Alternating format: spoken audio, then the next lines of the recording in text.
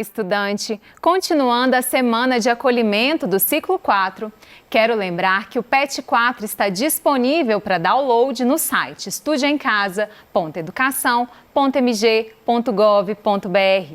Quem está conosco é o professor Alexandre Marini, de Sociologia. E nessa aula vamos retomar os temas política e movimentos sociais que foram necessários para que os alunos pudessem resolver os exercícios do PET 3 e do Enem. Não é isso, professor? É isso mesmo. Bom, gente, vamos então tentar resolver junto algumas alternativas, algumas questões que estão lá no PET e que vão ajudar vocês bastante no Enem, tá legal? Porque as questões elas são muito próximas daquela que vocês vão encontrar lá no Enem. Então vamos ver aqui a primeira alternativa. A primeira alternativa começa assim, olha. Anarquismo é uma corrente de pensamento. Olha só. Nas aulas eu não falei sobre anarquismo, a gente falou sobre fascismo, a gente falou sobre um pouquinho sobre totalitarismo, a gente falou sobre capitalismo, sobre comunismo, mas a gente não falou sobre anarquismo, ok? Então vamos dar uma olhada. Anarquismo é uma corrente de pensamento com variadas expressões no pensamento filosófico político. Os anarquistas têm em comum a defesa da liberdade pessoal, da participação direta dos cidadãos em todos os assuntos políticos. E a recusa às diferentes formas de autoridade e de governo. Aqui eu grifei coisa importante aqui no nosso texto, tá? Os anarquistas, eles são contrários à representação política. Isso é muito importante ficar frisado. E à delegação de poder, aquela ideia de que ninguém vai mandar em mim, não, ok? E eu também não vou escolher ninguém para mandar em mim. Entendem que a ordem social não requer a existência de governo. Olha só, eles deixa comigo que a gente é que vai resolver. Eu não preciso de nenhum representante, eu não preciso de um governo para ditar as coisas que eu tenho que fazer.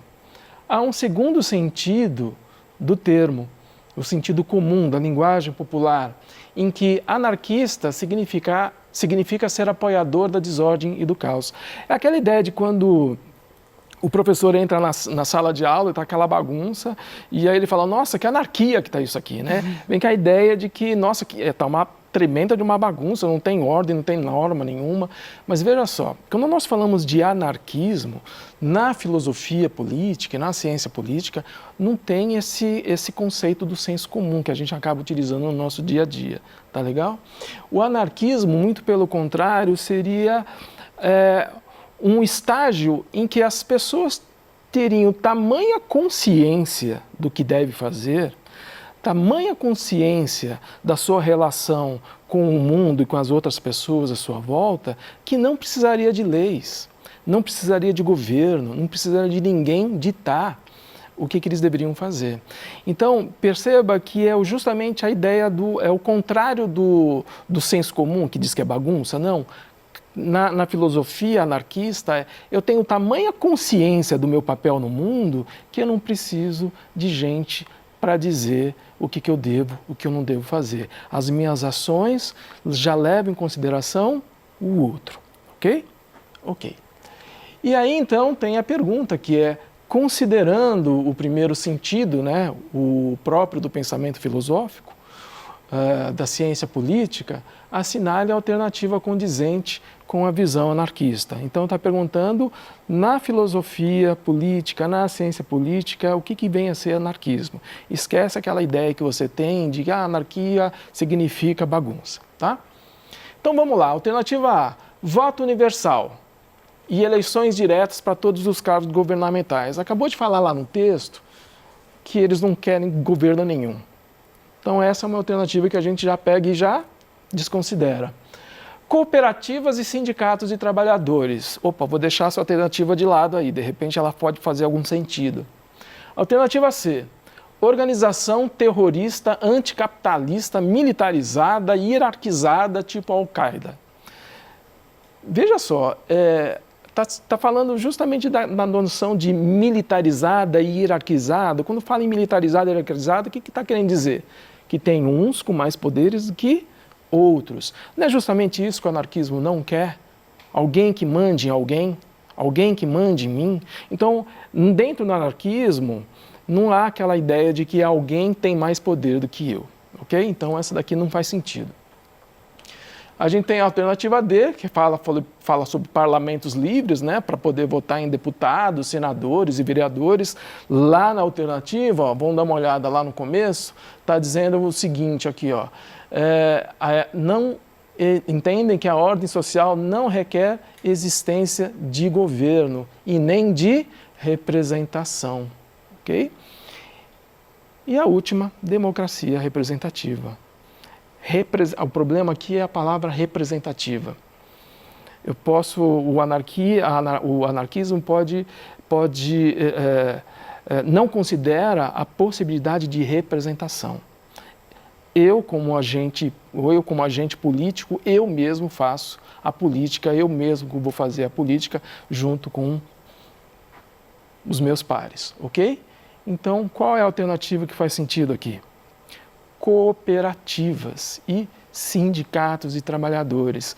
Vamos nos organizar de uma maneira o quê? Horizontal, sem ninguém ficar em cima mandando no que a gente deve ou não deve fazer. Eu vou me comunicar com as pessoas que estão próximas a mim e vou chegar a um acordo junto com eles que seja benéfico para mim e que seja também benéfico para os outros, ok? Aqui a gente tem a questão 3 da página 121. Você quer ler para a gente, por favor? Vamos lá.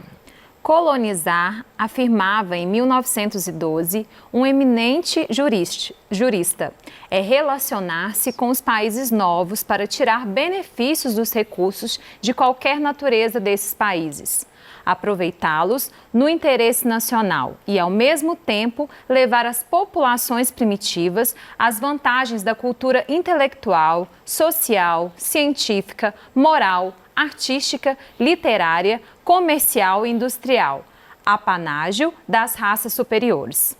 A colonização é, pois, um estabelecimento fundado em país novo por uma raça de civilização avançada, para realizar o duplo fim que acabamos de indicar.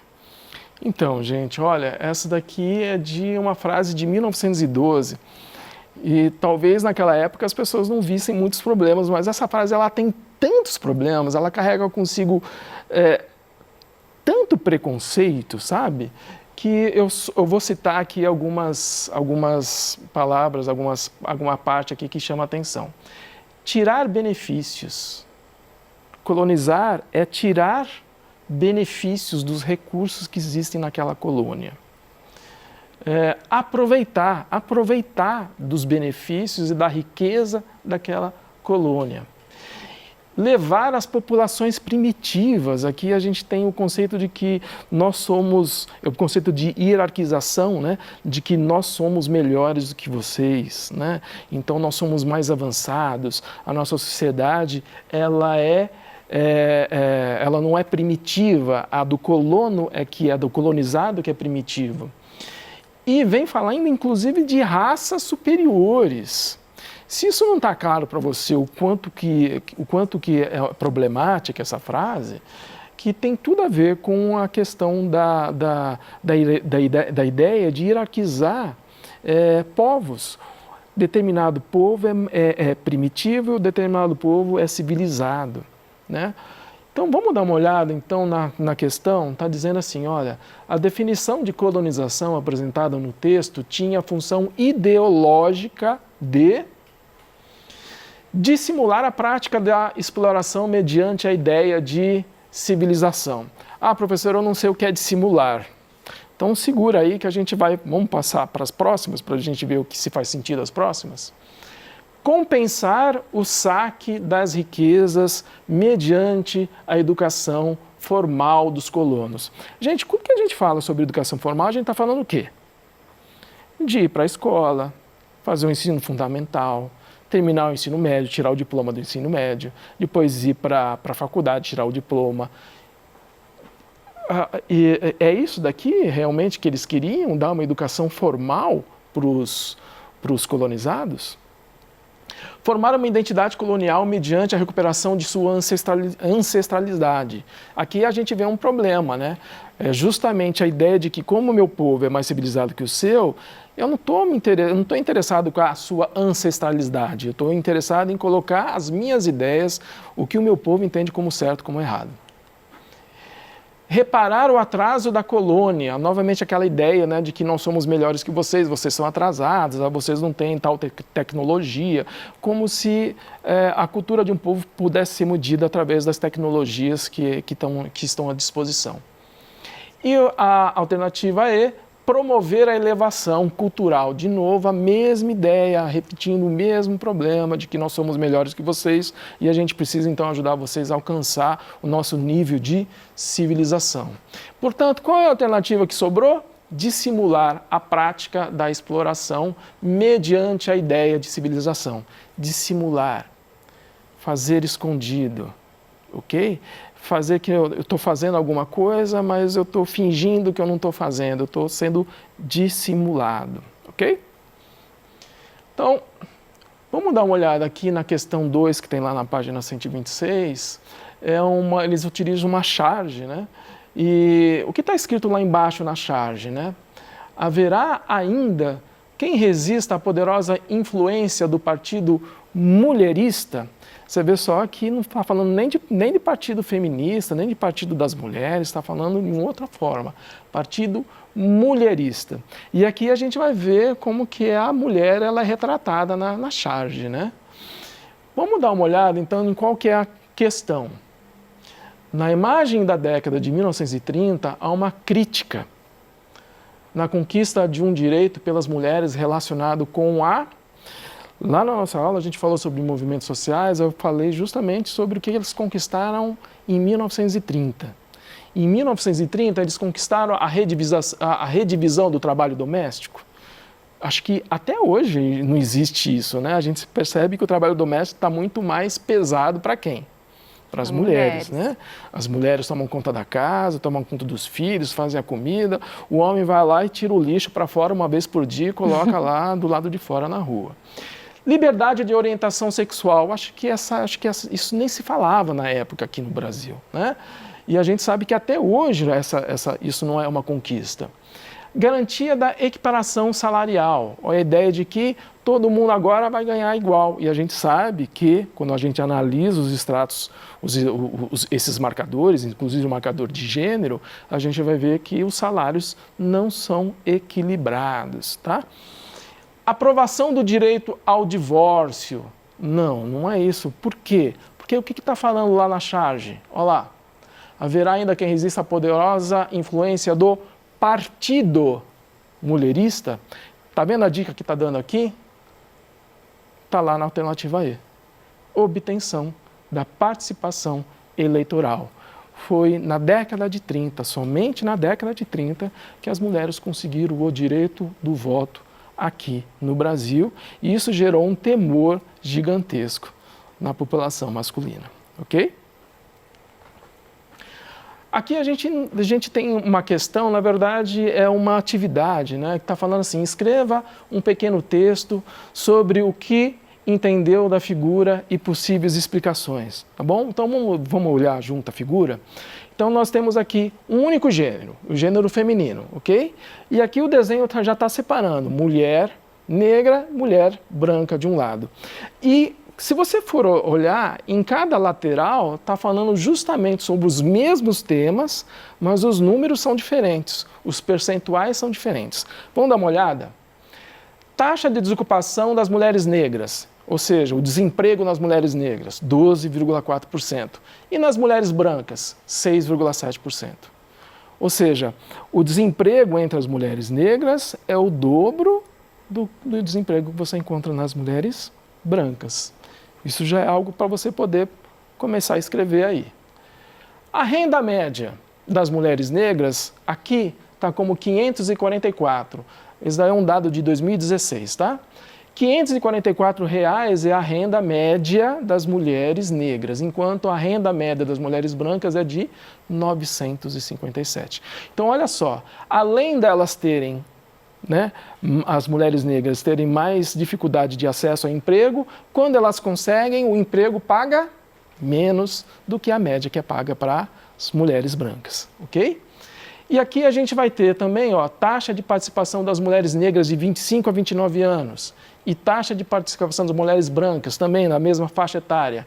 Aqui a gente não vai ver muita diferença, tá? Mas mesmo assim as mulheres negras continuam em desvantagem. Por fim, a gente tem a escolaridade. Apenas 10% das mulheres negras possuem ensino superior e 24% das mulheres brancas conseguiram alcançar o ensino superior. Então você consegue perceber, você consegue fazer a relação? Se as mulheres brancas conseguem mais acesso à educação, a gente também vai poder associar o quê? A renda média maior delas, e a gente vai poder associar também o quê? A mais facilidade para conseguir emprego, ok? Vai por aí, falando sobre essas diferenças, que você vai conseguir um texto bem legal para você poder explicar. Esse daqui você pode ler, então, para a gente? Leio, vamos lá. Essa questão está na página 131 do seu PET. O Movimento Negro Unificado, MNU, distingue-se do Teatro Experimental do Negro, o TEM, por sua crítica ao discurso nacional hegemônico. Isto é, enquanto o TEM defende a plena integração simbólica dos negros na identidade nacional híbrida, o MNU condena qualquer tipo de assimilação, fazendo do combate à ideologia da democracia racial uma das suas principais bandeiras de luta, visto que, aos olhos desse movimento, a igualdade formal assegurada pela lei entre negros e brancos e a difusão do mito de que a sociedade brasileira não é racista teriam servido para sustentar ideologicamente a opressão racial. Então, gente, o que está deixando bem claro aí, tá?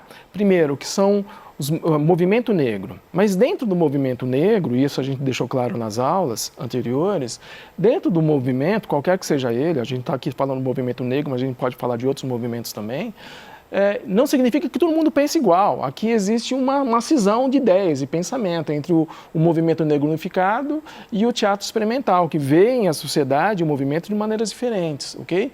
Só que uma delas está falando o seguinte: eu estou criticando a ideia de que existe uma democracia racial, de que todo mundo aqui no Brasil não vê o outro através dessa relação racista, ok? No texto, são comparadas, então, duas organizações do movimento negro brasileiro. Ao assumir uma postura divergente, o que o movimento negro unificado pretendia? Vamos dar uma olhada ali, ó. Alternativa A, pressionar o governo brasileiro a decretar igualdade racial. Não. Decretar igualdade racial, não. Isso já, a crítica dele era justamente essa, que existia uma democracia racial. Denunciar a permanência do racismo nas relações sociais. Faz sentido. Contestar a necessidade de igualdade? Não, muito pelo contrário. Os dois movimentos veem a necessidade de igualdade, não tem a contestação disso. Alternativa D. Defender a dissimulação do negro por meios não democráticos? Como assim meios não democráticos? Através da violência? Não, de forma nenhuma a gente encontrou isso na nossa história e na história do movimento negro. E divulgar a ideia da miscigenação como marca da nacionalidade. É justamente isso que eles estavam criticando. Não existe democracia racial. Aqui no Brasil nós não somos todos iguais, por mais que tenha muita gente que afirma isso, ok? Então a alternativa que nós vamos usar, no que a gente vai colocar aí, justamente a alternativa B, ok? E aqui, por último, a gente tem essa daqui. Você quer ler para a gente? Vamos lá. Está na página 135. O reconhecimento da união homoafetiva levou o debate à esfera pública, dividindo opiniões. Apesar da grande repercussão gerada pela mídia, a população ainda não se faz suficientemente esclarecida, confundindo o conceito de união estável com casamento. Apesar de ter sido legitimado pelo Supremo Tribunal Federal, o reconhecimento da união homoafetiva é fruto do protagonismo dos movimentos sociais como um todo. Ok, gente. Então, qual que é a alternativa, né, para a gente responder essa daí? É justamente a alternativa B. Reconhecem a legitimidade desses pleitos, ok? Porque a decisão ela não se deu através do Congresso, ela se deu através do Poder Judiciário. E quem conseguiu essa movimentação foi o quê? Os próprios movimentos sociais. Então traz aquela ideia que a gente discutiu bastante. Direitos são, sobretudo, conquistados, ok? A alternativa B, então, vai justamente nesse sentido. O que o Judiciário fez foi admitir, né, a possibilidade da união estável. Então, ela reconheceu que a união estável entre pessoas homoafetivas, elas são legítimas, ok? É isso, Daniela? Eu espero que vocês tenham gostado aí das explicações, que tenham dado tudo muito certo aí para vocês.